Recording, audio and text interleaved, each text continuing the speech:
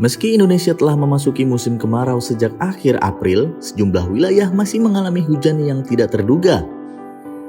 Fenomena ini yang dikenal sebagai kemarau basah terjadi akibat kondisi atmosfer yang tidak stabil selama masa peralihan musim. Salah satu faktor yang mempengaruhi fenomena ini adalah pemanasan global yang dapat memicu perubahan cuaca yang tidak sesuai dengan pola musim yang biasa. Bahkan, menurut Badan Meteorologi, Klimatologi, dan Geofisika atau BMKG, sebagian wilayah Indonesia diperkirakan akan mengalami kemarau basah pada pertengahan 2025. Kepala BMKG Dwi Korita Karnawati dalam konferensi pers bertajuk Perkembangan Cuaca dan Iklim secara daring pada Senin 7 Juli 2025 mengungkapkan anomali curah hujan yang berlangsung sejak Mei 2025 dan diperkirakan terus terjadi hingga Oktober. Data pemantauan menunjukkan sebagian besar wilayah Indonesia masih mengalami curah hujan di atas normal.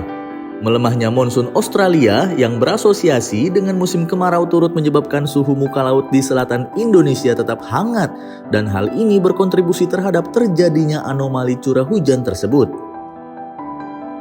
Dilansir dari laman BMKG, kemarau basah adalah kondisi yang terjadi saat hujan masih turun secara berkala pada musim kemarau. Sehingga musim ini disebut juga sebagai kemarau yang bersifat lebih lembab atau di atas normal. Biasanya, musim kemarau di Indonesia identik dengan cuaca panas yang minim hujan. Meskipun frekuensi hujan berkurang, intensitasnya tetap tergolong tinggi.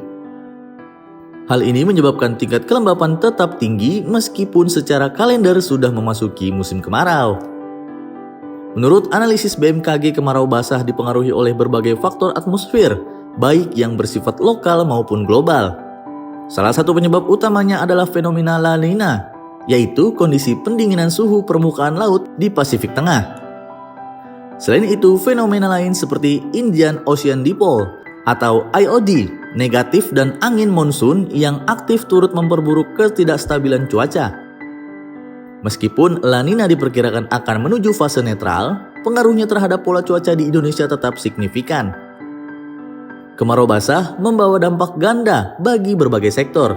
Di satu sisi, pasokan air untuk sektor perairan dan sumber daya air menjadi lebih terjamin. Namun, bagi sektor pertanian, kemarau basah justru menjadi masalah. Kelembapan yang tinggi menyebabkan tanah menjadi terlalu lembab, sehingga beberapa komoditas seperti jagung, kacang-kacangan, dan kedelai beresiko mengalami gagal panen.